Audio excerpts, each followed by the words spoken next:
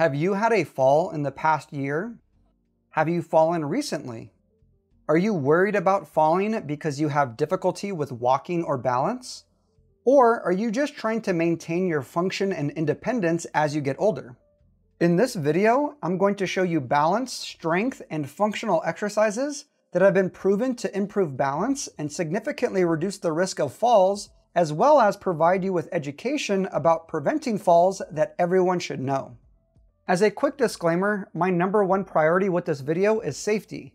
If you're concerned about your safety, please see a local physical therapist who can provide you with a thorough assessment and treatment plan. Since my priority is safety, all of these exercises should be done in a place where you can use your hands to assist with balance, such as in your kitchen, and you should have a sturdy chair with armrests nearby for rest breaks as needed. Let's start with the balance exercises, beginning with a single leg balance progression. Can you stand with one foot in front of the other for 20 seconds without using your hands for assistance? Can you do it on both sides? If this is too challenging, try a semi-tandem stance in which you bring your feet together, but one foot is still partially in front of the other. If you can accomplish 20 seconds without using your hands for support on both sides, progress to the previous variation. If you were able to stand with one foot in front of the other without losing your balance, move on to single leg balance.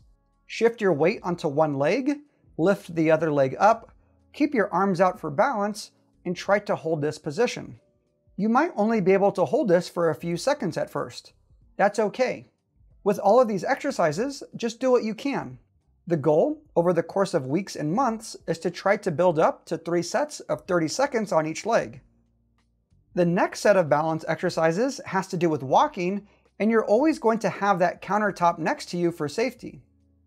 For sideways walking, you're going to take side steps in one direction before stepping back in the other direction.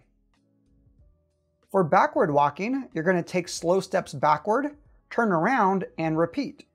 When you turn, make sure you turn in the direction of the countertop so you can still use your hands for support. This can be difficult and frightening at first, so go at your own pace. The last walking exercise is heel-toe walking forward and backward, which should look like walking on an imaginary tightrope. The general recommendation is 10 steps in each direction for all of these options, but depending on your space, 10 steps might not be possible, so you can also set a timer. For example, you can build up to 3 sets of 1 to 2 minutes for each option. For added safety during backward walking and heel-toe walking, you can have that sturdy chair on the other side of you so both hands are available for support as needed. The next balance exercise is toe tapping. You can use the same setup in which you have the countertop on one side of you and the sturdy chair on the other side, and even a second chair behind you so you can rest as needed. You're going to alternate tapping an object in front of you, such as a pillow or step, for 3 sets of 10 to 20 taps or 1 to 2 minutes. You can also pretend to tap an object if that's easier for you. If you become really skilled, you can continue to increase the height of the object you tap to further improve your strength and balance. The next balance exercise is a combination of the 2 previous exercises that requires you to step over an object. Start by practicing sidestepping over an object, then forward stepping over an object, and finally backward stepping over an object. Once again, you can step over an actual object and increase the size of that object over time to increase the difficulty, or you can just pretend to step over an object. Use multiple objects if you have the space to do so. You can practice each direction for 3 sets of 1 to 2 minutes. The last balance exercise involves using an actual step. You can go up and down the step, up and over the step, sideways over the step, or even up, over, and backward, building up to 3 sets of 10 to 20 steps or 1 to 2 minutes. These are helpful for navigating stairs, curbs, and other environmental steps that you might have to step up on or off of. I know I just provided a lot of information. Before moving on to the strength and functional exercises, I want to provide 6 important tips and considerations. 1. Try to stay upright while performing these exercises. You want to stand tall if you can. 2. Consider where you're looking. You might need to look down initially, but eventually the goal would be to look straight ahead so you don't have to completely rely on your vision for balance. 3. The exercises should be challenging but safe. If they're not hard to some extent, your balance probably won't improve. Use your hands as much as you need at first, but over time, hopefully you can use them less and less. 4. Since the exercises should be challenging, you'll likely need to rest. Take 1 to 2 minutes or longer between sets if that's what you need. 5. Just a reminder that you're slowly building up the reps or durations. If 3 sets of 10 repetitions seems absolutely daunting, it's okay to start with 1 set of 5 repetitions. You're just doing what you can safely. 6. The exercises should cause minimal to no pain, so make sure things are comfortable for you. Let's move on to the strength and functional exercises, which can also improve balance and make daily life easier. The most important exercise here is the sit to stand because it's an activity that you do multiple times every day. The easiest starting point is to elevate the height of your chair by sitting on pillows, foam pads, or towels. As you get stronger, you can remove that extra height. If you're going to use 2 hands to push yourself up initially, make sure to scoot to the front of the chair, lean forward a bit, and get your nose over your feet. Otherwise, it's hard to stand up when your weight is shifted so far back. The goal would be to progress to using 1 hand, no hands, and then maybe even holding a light weight in your hands. Depending on your current capabilities, you can do 3 sets of 5 to 20 repetitions here. The next exercise is the standing heel raise. Rise up on the balls of your feet as high as you can, and lower back down while using your hands for support as needed. You can work up to 3 sets of 10 to 20 repetitions, and if they get too easy, you can start practicing on a single leg. From there, you can do the opposite movement in standing by lifting the front of your feet and toes off the ground. This movement is known as dorsiflexion. Aim for 3 sets of 10 to 20 repetitions. Similar to sidestepping, you can do a movement called hip abduction that involves kicking your leg out to the side. Once again, you want to stand tall for this exercise and do the movement on both sides. To make it harder over time, use less support and place a weight around your ankle. Aim for 3 sets of 10 to 20 repetitions. The last 2 exercises focus on strengthening the muscles of the thigh. In standing, flex your knee by bringing your heel toward your butt to strengthen the hamstring muscles on the back of the thigh. In sitting, straighten your knee by kicking your leg out to strengthen the quad muscles on the front of the thigh. Sitting on an elevated surface can help with making sure your foot clears the ground. Ideally, you would add a cuff weight to your ankles for these exercises so your muscles feel challenged. Aim for 3 sets of 10 to 20 repetitions for each. What about upper body training? Let's start with spinal motion. A commonly recommended movement is neck rotation. Slowly rotate your head and neck in each direction slowly as far as you can comfortably go. Working on your neck range of motion is important for scanning the environment when walking and helping to maintain balance. If you have become really good at single leg balance, you can actually perform this at the same time. Similarly, you can practice trunk rotations as if you were trying to look behind you. This time, you're letting your entire upper body move instead of just your head and neck. Lastly, you can try side bending in each direction with your hands by your side, across your chest, or while reaching overhead. All 3 of these movements can be performed daily for 5 to 10 repetitions in each direction. For general upper body strength, rows with a band in sitting or standing are great. Any band works as long as you can anchor it to a sturdy object. There are some options that have handles and an anchor point that you can stick into a closed door.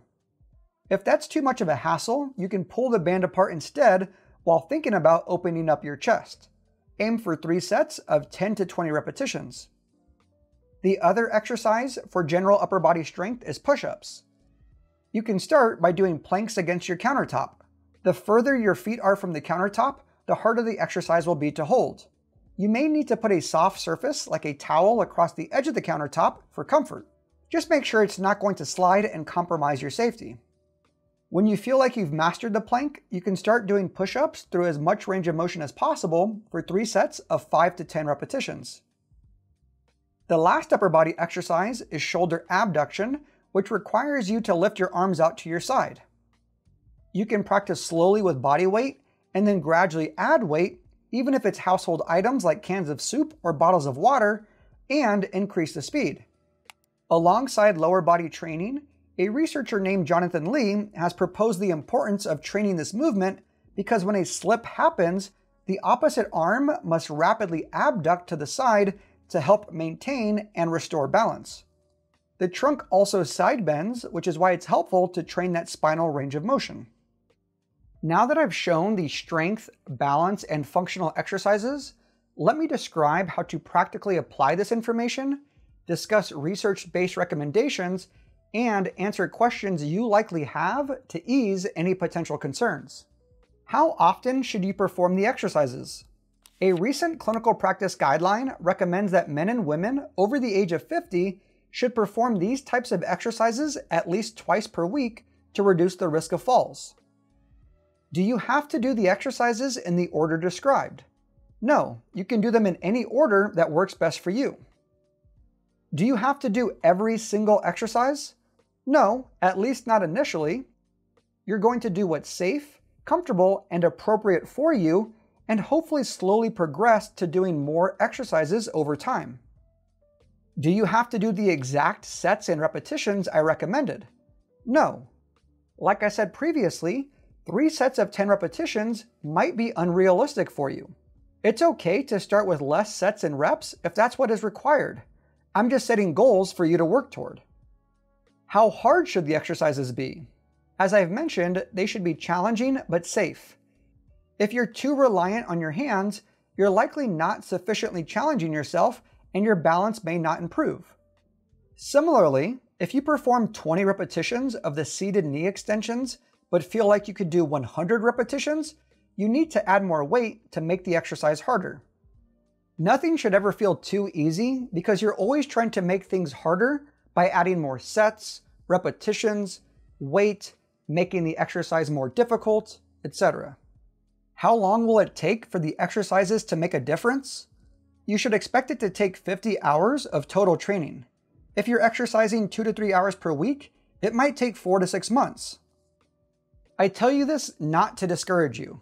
Rather, I want to encourage you to keep going even if you don't notice immediate changes. Keep at it week after week and your future self will thank you. This is one of the most important things an older individual can be doing for themselves. A lot of this can be summarized by saying that more is technically better, but something is always better than nothing. Find your starting point and slowly progress over time. Aside from the structured exercises, what else can you do? Any amount of physical activity is helpful, especially if it challenges your balance. If you love gardening and yard work, or walking your dog to the dog park to play fetch, both are great. If you want to try Tai Chi in the park with the group, it will improve your balance.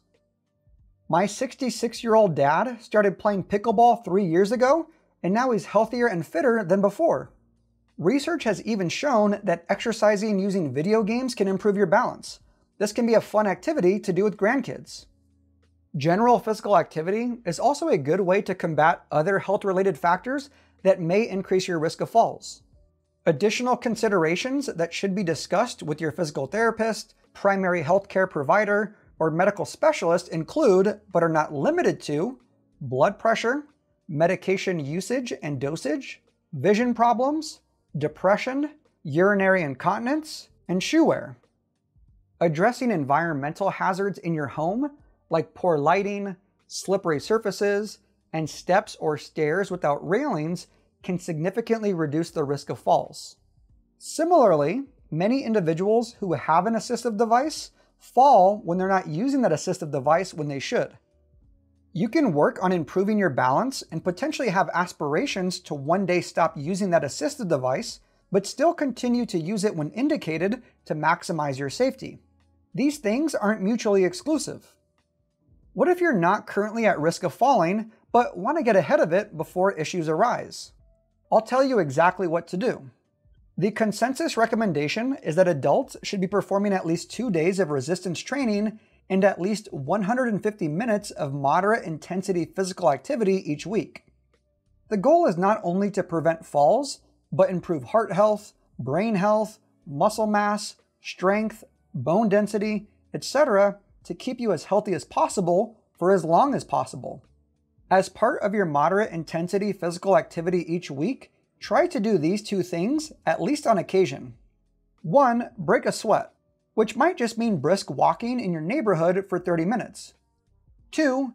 Do something dynamic that requires you to move quickly and challenges your hand-eye coordination. I didn't discuss it earlier because it's difficult to do independently for someone who is already at risk of falling, but activities that require you to anticipate and react to objects, the environment, perturbations, etc., have been shown to improve balance. With regards to resistance training in the gym, exercises can look similar to the ones demonstrated previously. Examples include squats or split squats, deadlifts with a barbell, kettlebell, or dumbbell, leg extension machine, hamstring curl machine, and calf raises using a machine or free weights. All of these can be performed for 2 to 3 sets of 10 to 15 repetitions with 1 to 2 minutes of rest between sets or exercises if you do them as a circuit. To challenge your balance, you can perform single leg exercises like single leg deadlifts, forward, reverse, or lateral lunges, step ups or step downs, reaching movements as far as you can outside your base of support, or even just throwing and catching a ball against the wall. These movements can be performed for repetitions or time.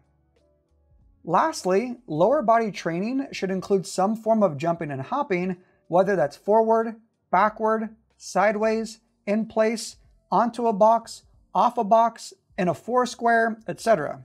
You can keep it simple by doing 2 to 3 sets of 5 to 10 repetitions or timing yourself for 30 to 60 seconds. For upper body training, you want to do 4 primary movements: pulling yourself up or pulling something down like a lat pull down, pulling something toward you like a cable row or a TRX row, pushing something overhead like an overhead press, pushing something away from you like a push-up or flat dumbbell press. Then you can incorporate any isolation type exercises you want, like the shoulder abduction movement. As you might have guessed, you can perform these exercises for 2 to 3 sets of 10 to 15 repetitions. Finally, you can do something like a suitcase carry, in which you pick up a weight in one hand, walk back and forth until you're fatigued, switch hands, and then repeat that a few times. If there's something you can't do because you're limited by pain, range of motion, or some other factor, that's okay. Pick a different exercise or modify as needed. This is just a basic framework. Other than that, you can make the gym as fun as you want with medicine ball throws and slams, sled pushing and pulling, and using whatever equipment available to you. Here are my 3 final tips and reminders. 1. Whatever you do, make sure it's challenging but safe. If it gets easy, you have to progressively make it harder. 2. Something is always better than nothing. Take it one step at a time. Pun intended. 3. Change takes time. Be as consistent as possible because this is one of the best things you can do for yourself and your loved ones. Thank you so much for watching. If you enjoyed the video, hit that like button, subscribe, turn on notifications, and leave any comments down below. If you are looking for a rehab or performance program, or you are interested in working with us one-on-one, visit our website at e3rehab.com. Peace.